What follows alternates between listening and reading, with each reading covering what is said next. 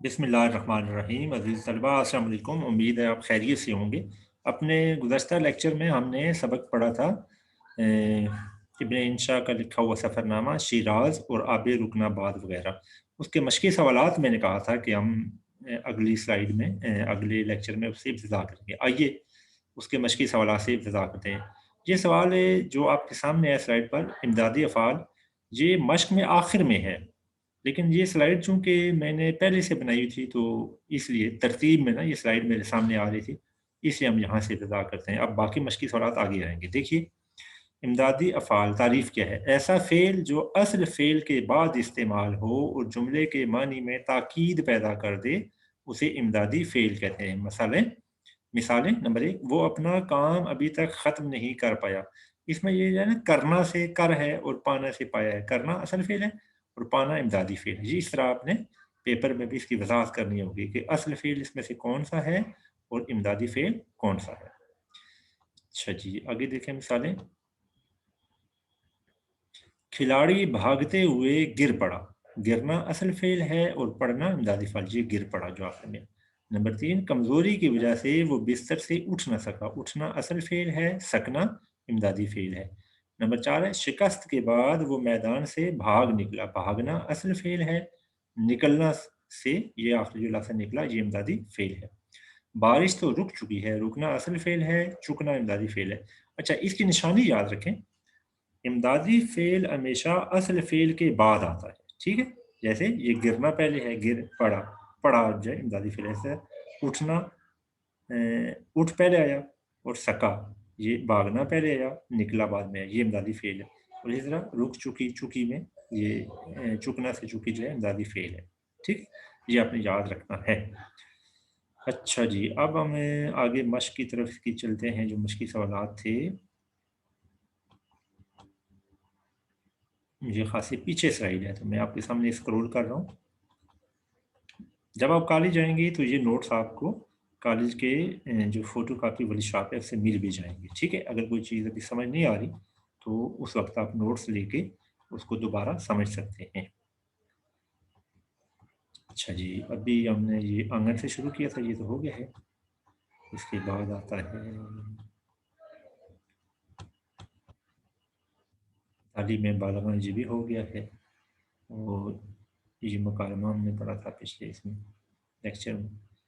और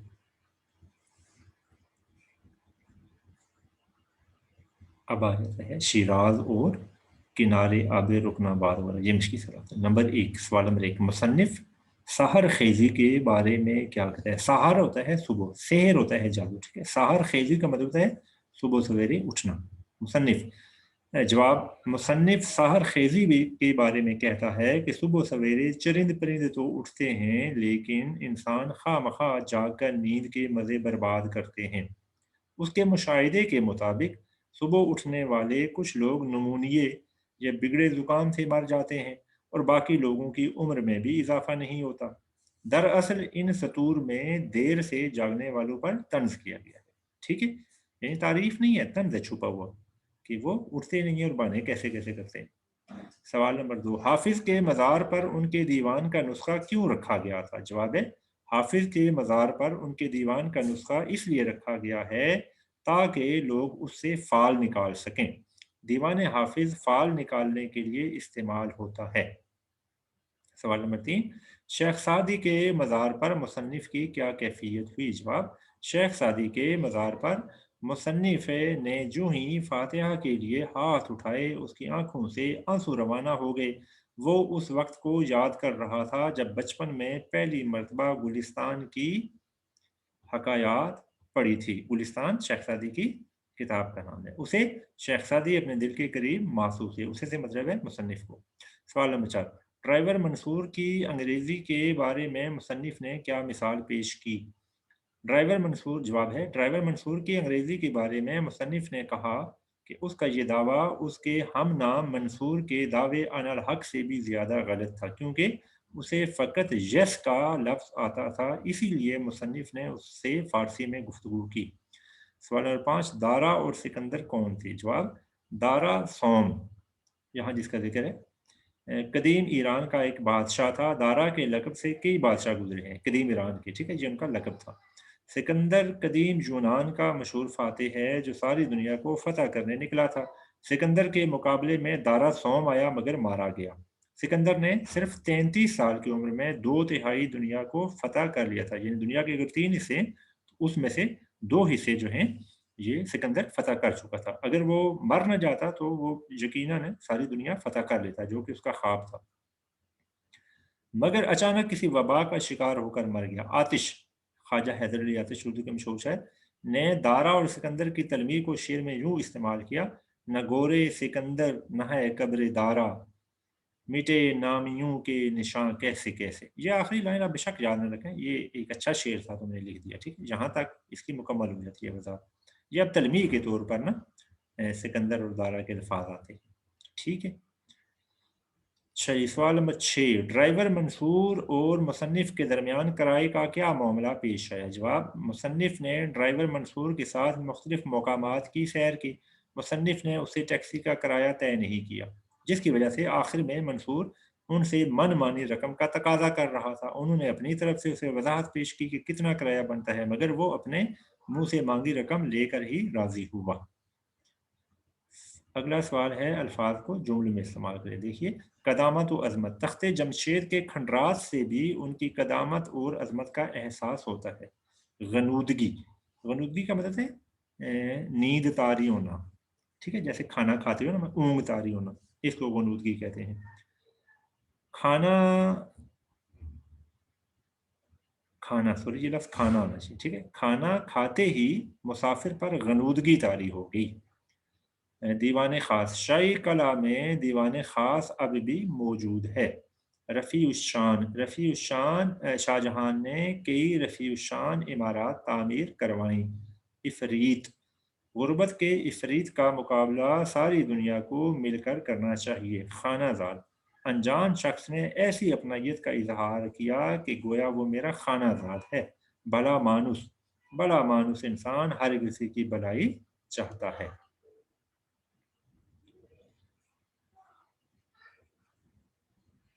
اچھا جی، یہ ہوگی مشقی سوالات ہیں جو کہ ابن انشاء کے سبق کے تھے۔ اب آگے نیا سبق ہے، ہم وہ پڑھتے ہیں پھر اس کی مشق کی طرف چلیں گے۔ یہ سبق ہے لالچی وزیر، ٹھیک ہے، یہ ایک مختصر سا سبق ہے اور لوک کہانی ہے۔ لوک کہانی کیا ہوتا ہے؟ آئیے ادھر سے پڑھتے ہیں، آپ کو سمجھ آ جائے گا۔ یہ ترجمہ کیا ہے بشیر احمد بلوچ نے، چونکہ یہ اصل میں اردو میں یہ کہانی نہیں ہے، یہ بلوچی میں یا کسی اور زبان میں ہے، ٹھیک ہے، یا ممکن ہے پشتو میں، یہاں انہوں نے لکھا نہیں ہوا کہ یہ کس زبان سے ترجمہ کی ہے۔ لوک کہانیاں عوام کے خیالات و جذبات کی ترجمان ہوتی ہیں۔ لوک کہانیاں تحریری شکل میں نہیں ہوتی بلکہ سینہ بہ سینہ اور نسل در نسل چلتی رہتی ہیں، یعنی ایک جو نسل کے لوگ ہیں وہ اگلی نسل کو سناتے ہیں، یوں یہ کہانیاں چلتی رہتی ہیں، لکھی ہوئی نہیں موجود ہے۔ آپ کہیں گے یہ تو لکھی موجود ہے، یہ تو اب جا کے نا دیکھیں لوگوں نے لکھی ہے، پہلے تو جب انہوں نے یہاں لکھی ہے تو اس سے پہلے تو پتہ نہیں کب سے یہ لوگ ایک دوسرے کو سناتے چلے آ رہے ہیں، ٹھیک ہے۔ لوک کہانیاں ایسے ہی ہوتی ہیں۔ مختلف معاشروں، خطوں اور علاقوں کے سماجی، معاشی، سیاسی اور معاشرتی حالات ان پر اثر انداز ہوتے ہیں یہ لوک کہانیوں پر۔ یہ بھی ممکن ہے کہ ایک ہی کہانی کچھ تبدیلیوں کے ساتھ مختلف علاقوں میں رائج ہو، یعنی ایسا بھی ہوتا ہے۔ لوک کہانیوں میں مذہبی اور دینی عقائد کی بجائے خوش اعتقادی اور ضعیف اعتقادی کا عمل دخل ہوتا ہے۔ یہ ایسا لفظ ہوتا ہے ضعیف الاعتقادی۔ ضعیف الاعتقادی کا مطلب ہوتا ہے کچا عقیدہ رکھنا کسی چیز کے بارے میں، جیسے یہ جن بھوت چڑیلوں کے بارے میں نا ہمارے یہاں عام لوگوں کا خیال ہے کہ یہ تو ہر جگہ آ سکتے ہیں، کسی بھی آدمی کا گلا گھونٹ سکتے ہیں، یہ ضعیف الاعتقادی ہے، ٹھیک ہے۔ اسی طرح یہ کہ بلی راستہ کاٹ کے گزر جائے، کالی بلی، تو پھر آگے نہیں جانا چاہیے، یہ ضعیف الاعتقادی ہے۔ لوک کہانی کے ذریعے کسی بھی مخصوص علاقے یا خطے میں بسنے والے لوگوں کے رسم و رواج، طور طریقے، زندگی گزارنے کے ڈھنگ اور ثقافتی اقدار و روایات کا اظہار ہوتا ہے۔ شامل نصاب کہانی بشیر احمد بلوچ کی مرتب کردہ کتاب بلوچی لوک کہانیاں سے لی گئی ہے۔ اس کہانی کا اسلوب سادہ اور عوامی ہے اور یہی اسلوب کسی لوک کہانی کا خاصہ ہوتا ہے، خاصہ نمایاں خوبی، پہچان۔ ویسے یہ کہانی کو بہت مزے کی نہیں ہے، आपने 10वीं में जो पढ़ी है ना किसान वाली, वो है ना चुगलखोर, वो वाली देखें कि कैसे मज़े की है। बहर यहाँ ये इन्होंने ऐसे ही दिया। बलोची लोक कहानियाँ जो हैं, इसके अलावा भी ना एक साहब थे, उनका नाम था अंजम रोमान या इस तरह का, प्रोफेसर अंजम रोमान, वो बलोची थे। उन्होंने भी ना बरावी कहानियाँ या बलोची कहानियों के नाम से ना एक मजमूआ मरतब किया, वो ज़्यादा दिलचस्प है। इसी तरह शफी अकील, जिनकी कहानी का मैं जिक्र कर रहा हूँ, चुगलखोर, उन्होंने तो कोई ना 6-7 लोक कहानियों के ना मजमूए मरतब किए हैं, जो सारे के सारे नेशनल बुक फाउंडेशन इस्लामाबाद ने शाया किए थे। इसमें से कुछ अब भी मिल जाते हैं, कुछ नहीं मिलते। जैसे पंजाबी लोक कहानियाँ और पंजाबी लोक दास्तानें जो है नेशनल बुक फाउंडेशन से अब मिल जाती हैं, लेकिन बाकी मुश्किल से मिलती हैं। पहले कभी आज से 20-30 साल पहले शाया की थी, अब दोबारा शाया ही नहीं की। बहरहाल ये एक मुख्तार सी कहानी है और सीधी सादी है, आपको आराम से समझ भी आ जाएगी। एक बादशाह बादशाह था। उसने अपने वजीर से कहा कि मुल्क में सबसे खराब चीज कल सुबह मुझे ला दो। वजीर अपने घर आया तो सोच सोच कर काफी परेशान हो गया कि मालूम नहीं सबसे खराब चीज कौन सी है। बादशाह तो कल मुझे मार डालेंगे। वजीर इसी गम में शहर से बाहर निकला और एक वीराने में पहुंच गया। उसने बकरियों का रेवड़ देखा, गडरिया उसके साथ है और कोई नहीं, यानी एक ही रेवड़ है, सिर्फ एक गडरिया चरवाहा उसके साथ है और कोई बंदा नहीं है। वजीर ने देखा कि सारी बकरियों के गले में सोने की गिनटियां पड़ी हुई हैं। वजीर ने गडरिये से पूछा, तुम्हारी बकरियों के गले में ये क्या पड़ा हुआ है? गडरिये ने जवाब दिया कि बकरियों के गले में पत्थर बंधे हुए हैं। वजीर ने पूछा, ये पत्थर कहाँ से मिलेगा, मुझे वो जगह बताओ। गडरिये ने कहा, रात को मेरे साथ चलो, जब सुबह होगी तो मैं वो पहाड़ तुम्हें बतलाऊंगा। वजीर गडरिये के साथ हो लिया। रात हो गई, गडरिये के घर में ठहरा। गडरिया अपनी बकरियों के पास ही सो गया। आधी रात को जब वजीर की आंख खुली तो उसने देखा कि गडरिया बैठा कुछ पढ़ रहा है। वजीर उठकर गडरिये के पास आ गया। उसने देखा कि गडरिये के सामने एक बकरी सो रही है और गडरिया कह रहा है, सुबहान अल्लाह सुबहान अल्लाह। गडरिया वजीफा पढ़ता रहा और रात खत्म हो गई। सुबह नाश्ता करने के बाद वजीर ने कहा, अब वो पहाड़ मुझे दिखाओ, मुझे ज़रूरी जाना है। गडरिये ने कहा, आज मैं उस तरफ नहीं जा सकता, तुम आज यहीं बैठे रहो। वजीर ने गडरिये से कहा, अच्छा तो तुम मुझे बकरियों के गले से कुछ उतार के दे दो और बाद में दूसरा पत्थर लाकर इनके गले में डाल लो। गडरिये ने कहा, मैं अपनी बकरियों का दूध जिस बर्तन में कुत्ते को पिलाता हूँ, तुम भी दूध उस बर्तन में पियो जिस तरह कुत्ता पीता है, फिर मैं बकरियों के गले से पत्थर उतार कर तुम्हें दे दूंगा। गडरिये ने कुत्ते वाले गंदे बर्तन में दूध लिया। फिर उसने वजीर से पूछा, तुम हो कौन? वजीर ने बादशाह का नाम लेकर सारी बात बताई कि बादशाह ने मुझे हुक्म दिया कि सबसे खराब चीज मेरे पास लाओ। अब मुझे पता नहीं कि सबसे खराब चीज कौन सी होती है। मैंने सोचा सोना लेकर बादशाह के पास जाऊंगा तो वो खुश हो जाएगा। गडरिये ने कहा, सोना तो मैं तुम्हें वो दिखाऊंगा, इस तरह तुम्हें सोने का पहाड़ दिखाई नहीं देगा। तुम कुत्ते की तरह खाओ पियो, फिर तुम्हारी आंखों के सामने से पर्दा हट जाएगा और तुम देखोगे कि ये पहाड़ सब सोने के हैं। वजीर कुत्ते की तरह दूध पीने के लिए तैयार हो गया। वो अपने घुटने तय करके दो जानू होकर बैठ गया तो गडरिये ने उसे धक्का दे दिया कि हट जाओ, अभी तक तुम्हें पता नहीं चला कि सबसे खराब चीज कौन सी है? लालच सबसे खराब चीज है, सबको खार करती है, खार करती है, जलील करती है, बर्बाद करती है। तुमने भी लालच में आकर अपना हाल देखा। वजीर वापस बादशाह के पास चला गया, उसे बताया कि सबसे चीजों से बुरी चीज सब चीजों से बुरी लालच है। बादशाह ने कबूल कर लिया। ठीक है, ये मुख्तसर सी कहानी है, देखें ऐसे ही है बस। अच्छा जी, ये तो कहानी थी। आपने देखा कि गडरिये ने किसे खूबसूरती से वजीर को ये बात समझा दी कि दुनिया में सबसे बुरी चीज़ है लालच है, लालच बुरी बला। ठीक है, अब इसके मशकी सवालात आ जाते हैं। पहले इधर से देख लेते हैं कि हैं क्या क्या सवाल, फिर हम मैं इसकी स्लाइड आपसे शेयर करूँगा। सबसे पहले ये सवालात हैं, ये सारे स्लाइड में मौजूद हैं। ये जवाब आप स्लाइड से देख लीजिएगा, अभी मैं आपके सामने ये दूंगा। अच्छा, ये है कवायद के मुताबिक जुमले दुरुस्त करें। ये बिल्कुल सीधे सीधे जुमले हैं, तो इसलिए इनकी स्लाइड मैंने नहीं बनाई, ये आप खुद ही कर सकते हैं। ठीक हो गया। फिर इसके बाद है दर्ज झैल इक़्तिबास का खुलासा लिखें जो असल इबारत की एक तिहाई से ज़्यादा ना हो। ये आपको फिर ना तलखीस निगारी वाला जो सवाल है वो दिया गया है। ये पैराग्राफ है बड़ा दिलचस्प, ये आपने ज़रूर पढ़ना है, मैं यहाँ से पढ़ नहीं रहा। ये जो पैराग्राफ है ये मेरा ख्याल है डिप्टी नज़ीर अहमद के किसी नावल का हिस्सा है। میرا خیال ہے جو مجھے یاد آ رہا ہے، ٹھیک ہے۔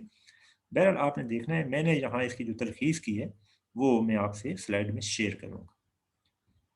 اچھا جی، تو اب چلتے ہیں سلائڈ کی طرف۔ یہ خطوط غالب کی تو بعد میں آتی ہے، پہلے ہے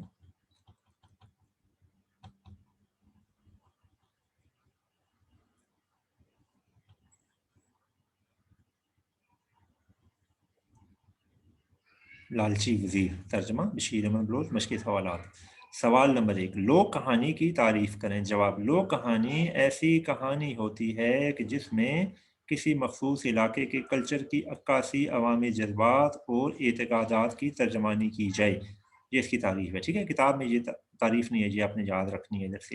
ایسی کہانیوں میں عوامی دانش اور ضعیف الاعتقادی لازمی عناصر کے طور پر موجود ہوتی ہے۔ لوک کہانی سینہ بسینہ ایک نسل سے دوسری نسل میں منتقل ہوتی ہے۔ سوال نمبر 2 ہے، لوک کہانی پر کون سے عناصر اور عوامل اثر انداز ہوتے ہیں؟ لوک کہانی پر جو عناصر اور عوامل اثر انداز ہوتے ہیں وہ مختلف علاقوں کے سماجی، معاشی اور معاشرتی حالات ہیں۔ ان عناصر کے اثرات کے نتیجے میں ایک ہی لوک کہانی کچھ تبدیلیوں کے ساتھ مختلف علاقوں میں رائج ہو جاتی ہے، ٹھیک ہے۔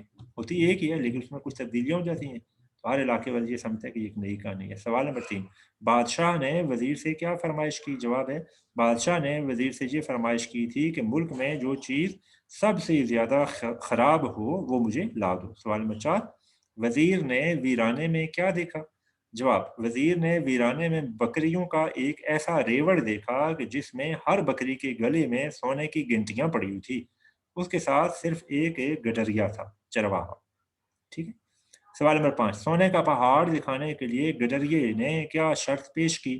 جواب، سونے کا پہاڑ دکھانے کے لیے گڈریے نے وزیر کو یہ شرط پیش کی کہ وہ کتے کی طرح کھائے پیے، تب ہی وہ سونے کا پہاڑ دیکھ پائے گا۔ سوال نمبر 6، گڈریے کے مطابق لالچ انسان کو کس حد تک گرا دیتی ہے؟ جواب، گڈریے کے مطابق لالچ انسان کو اتنا خوار کرتی ہے کہ وہ ہر جائز ناجائز کام کرنے کے لیے تیار ہو جاتا ہے، جیسا کہ وزیر کتے کی طرح کھانے پینے پر فوراً راضی ہو گیا، ٹھیک ہے نا۔ یہاں اس نے کیا لالچ کی تھی کہ میں کسی طرح اپنی جان بچا لوں، ٹھیک ہے۔ ویسے یہ لالچ تو نہیں تھی، اصل میں تو وہ نا جواب تلاش کر رہا تھا جو بادشاہ نے اسے کہا تھا کہ سب سے بری چیز کیا ہے۔ اچھا جی، اس کے بعد ہے پیراگراف تلخیص، ٹھیک ہے، دیکھیں کیسے میں نے کی ہے۔ آخر میں نے ڈھیٹ بن کر بے عزتی اور مار پیٹ برداشت کرنے کا ارادہ کر لیا۔ میں کسی کی بات پر توجہ نہیں دیتا تھا، اگر کوئی ذرا ہاتھ لگاتا تو چیخنا شروع کر دیتا، یوں مارنے والا خود گھبرا کے چھوڑ دیتا اور سننے والا الٹا مجھے معصوم کہتا، اور کئی بار مارنے والے کی شامت آ جاتی، لیکن میرے اس فریب کو چھوٹی صاحبزادی نے ناکام بنایا۔ وہ مجھے مار پیٹ کر خود رونا پیٹنا ڈالتی، اس کی وجہ سے سب مجھے برا بلا کہتے، لیکن میں بدلہ لینے کا موقع جانے نہ دیتا۔ جب بیگم صاحبہ ناراض ہوتی تو میں چھوٹی صاحبزادی کے بارے میں دو چار باتیں لگا دیتا، اس طرح وہ بے عزت ہو جاتی، لیکن کبھی کبھی اسے جوتا مارنے کا الزام لگا کر میری خوب پٹائی ہوتی، ٹھیک ہے۔ اب آپ اصل پیراگراف پڑھیں، وہ تھوڑا مشکل بھی آپ کو لگے گا، یہ ایسے ہی ہوتا ہے، تلخیص آپ اپنے الفاظ میں کرتے ہیں، وہ پیراگراف والے الفاظ آپ نہیں دہراتے، ورنہ یہ 1/3 آپ کر ہی نہیں سکیں گے، ٹھیک ہے۔ اب اس کا عنوان بھی لکھنا ہوتا ہے، یہ ہم نے کیا لکھا ہے، کمزور کا انتقام، ٹھیک ہے، کوئی مناسب سے آپ اس کا ٹائٹل عنوان آخر میں لکھتے ہیں، اس کے نمبر ہوتے ہیں باقاعدہ سوال میں۔ اچھا بھائی، اب آگے ہمارا جو سوال سبق ہے کتاب کا، اس نثر کا یہ آخری سبق بنتا ہے، مکتوب نگاری، اس کی طرف چلتے ہیں۔ اس میں مرزا غالب اور علامہ اقبال کے خطوط شامل ہیں۔ ہم روزانہ اپنے دوست، احباب، رشتہ داروں، سرکاری و غیر سرکاری افسران وغیرہ سے حسب خواہش و ضرورت بات چیت کرتے ہیں، لیکن یہی لوگ ہم سے دور ہوں تو ہم اپنی باتیں انہیں کاغذ پر لکھ کر بھیج دیتے ہیں۔ اس طرح اپنی گفتگو اور بات چیت کو لکھ کر بھیجنا خطوط نویسی یا مکتوب نگاری نویسی کہلاتا ہے۔ خط کو نصف ملاقات بھی کہتے ہیں، کیونکہ وہ باتیں جو ہم آمنے سامنے نہیں کر سکتے وہ خط کے ذریعے کی جا سکتی ہیں۔ اس لحاظ سے خط کی اہمیت دو چند ہو جاتی ہے، دو چند یعنی دو۔ خطوط نویسی کی 3 اقسام ہیں، ان میں نجی، رسمی و دعوتی خطوط، کاروباری اور سرکاری یا دفتری خطوط شامل ہیں۔ صنف نثر کے لحاظ سے ادبی اور علمی خطوط بڑے عام ہوتے ہیں، मकतूब निगारी भी असल में अरबी व फ़ारसी ही के ज़रिए उर्दू में मुंतकिल हुई। उर्दू के इब्तदाई दौर की खतूत नवीसी के दौर पर नज़र डालने से बखूबी इल्म हो जाता है कि उर्दू किस कदर पुरतकल्लुफ़ इबारात, लंबे चौड़े अलकाबात, बनावटी और सकील, सकील का मतलब है वज़नी, भारी, मुश्किल अल्फाज से मुज़य्यन थी, सजी हुई थी। मगर सबसे पहले मिर्ज़ा गालिब ने फरसूदा, फरसूदा का मतलब है पुराने, और पुराने तर्ज आदाब व अलकाब से पर गुरेज किया। सीधी सादी ज़ुबान में मकतूब इलाहे को ख़त खिताब किया। मकतूब इलाहे यानी जिसको ख़त लिखा जाए। गालिब ने नई वज़ा इख्तियार करते हुए मुरासले को मुकालमा बना दिया। गालिब की तबीयत इतनी शगुफ्ता और रमाजेद थी कि उनकी तहरीरें फ़नी और लिसानी एतबार से बुलंद दर्जा इख्तियार करते हुए अदब आलिया का हिस्सा बन गईं। गालिब के बाद सर सैयद मोहसिन उल मुल्क हाली, अबुल कलाम आज़ाद, मौलाना शिबली नोमानी, अकबर इलाहाबादी, अल्लामा इकबाल, पतरस बुखारी, रशीद अहमद सिद्दीकी और मौलवी अब्दुल हक के खतूत भी अदबी दुनिया में अहमियत के हामिल हैं। अच्छा, ये तो इन्होंने सिर्फ ना अदीब शायरों के लिखे ना, इसके अलावा औलिया अल्लाह के खतूत भी ना बहुत ज़्यादा मशहूर हैं। जैसे कि हज़रत मुजद्दद अल्फ़सानी रहमतुल्लाह अलैह के जो खतूत हैं, मकतूबात मुजद्दद अल्फ़सानी के नाम से ना 3 जिल्दों में हैं, मोटी-मोटी जिल्द हैं। एक जिल्द में अंदाज़न 3 साढ़े 300 सफ़े हैं। आप अंदाज़ा करें कि कितने खतूत होंगे, ठीक है? इसी तरह कुछ और बुज़ुर्गों के भी खतूत हैं कि जो उन्होंने अपने मुरीदों या शागिर्दों के नाम लिखे, उसमें ना दीन के हवाले से या उनकी तरबियत के हवाले से बहुत सी बातें। बहरहाल, जहाँ तक जो उन्होंने नाम लिखे हैं, इसके बाद भी ना बहुत से लोगों के आप खतूत के मजमूए छप चुके हैं। आजकल ख़ास तौर पर जो पीएचडी स्कॉलर्स हैं या जो पीएचडी डॉक्टर्स हैं, उनके खतूत ना बड़ी अहमियत के हामिल हैं और वो छपते रहते हैं और लोग उन्हें बड़ी संजीदगी से पढ़ते भी हैं, इसलिए कि उनमें बहुत मुफीद बातें होती हैं। ऐसी बातें भी होती हैं कि जो और कहीं नहीं मिलती। अल्लामा इकबाल के खतूत भी उनकी शायरी की तरह बहुत अहम हैं। इकबाल के खतूत में उस ऐत के सियासी और समाजी हालात के साथ साथ अदबी मशागल की तफसीर भी मिलती है। खतूत इकबाल के कई मजमूए मंजर आम पर आ चुके हैं, जिनमें शाद इकबाल किताब का नाम है, मकातीब इकबाल ये भी किताब का नाम है, खतूत इकबाल ये भी किताब का नाम है, और अनवार इकबाल अहम मजमूए हैं। ठीक है, ये वो किताबें हैं जिनमें अल्लामा इकबाल के ख़त शया हुए हैं। मुख्तलिफ लोग जमा करते थे, वो फिर एक मजमूए में ना वो आ जाते थे। अच्छा, अल्लामा इकबाल के ये बड़ी दिलचस्प बात है, मकतूबात के जो मजमूए हैं वो जो ज़्यादा आम मजमूआ है वो इंडिया से पहले छपा था। अब ना ये पाकिस्तान से भी छप गए हैं। लाहौर का ना एक सॉरी जेलम का एक इदारा है, उसने ना ये मकतूबात शाया कर दिए। हसन बरनी गालिबन नाम है, उन्होंने ना वो मकतूबात जमा किए थे। ये जैसे डिक्शनरी नहीं मोटी होती, इस साइज की उसकी गालिबन 3 जिल्दें मोटी-मोटी, ठीक है? जेलम का जो इदारा जिसने शाया किया उसका नाम है बुक शोरूम कार्नर। ये जेलम बाज़ार में ये मिल जाती है, इधर रावलपिंडी इस्लामाबाद में वगैरह आप लेना चाहें तो ये मिल जाती है किताब। इसके अलावा अल्लामा इकबाल की खतूत के मजमूए जो हैं वो इकबाल अकादमी लाहौर और बज़्म इकबाल लाहौर से भी छपे हुए हैं, जो मुख्तलिफ लोगों ने जमा किए थे। कुछ लोगों ने अपने तौर पर भी ना अल्लामा इकबाल के खतूत के मजमूए मुरतब किए हैं, वो मुख्तलिफ प्राइवेट इदारों से भी छपे हुए हैं। अच्छा जी, अब हमारा जो सबक है वो खतूत गालिब है, इसके बाद खतूत इकबाल है। तो आज के इस लेक्चर में ये सारे चीज़ें शामिल नहीं की जा सकेंगी। आज का हम ये लेक्चर इधर ख़त्म करते हैं। हम अपने अगले लेक्चर में इंशाल्लाह खतूत गालिब से इब्तिदा करेंगे और फिर ना हम आगे खतूत इकबाल की तरफ बढ़ेंगे, फिर उनके मशक़ी सवालात भी देखेंगे। अगले लेक्चर में आपसे मुलाकात होती है, तब तक के लिए खुदा हाफ़िज़।